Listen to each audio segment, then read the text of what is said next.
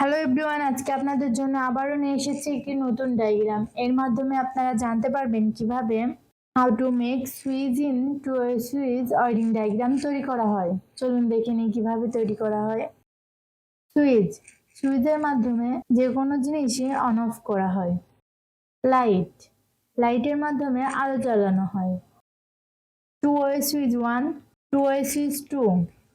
Positive line two way switch 1 এ connection দেওয়া হলো। টু ওয়ে সুইচ 1 থেকে positive line two way switch 2 তে কানেকশন দেওয়া হলো। পজিটিভ লাইন সুইচে কানেকশন দেওয়া হলো।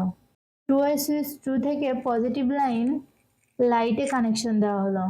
লাইট থেকে সুইচে কানেকশন দেওয়া হলো।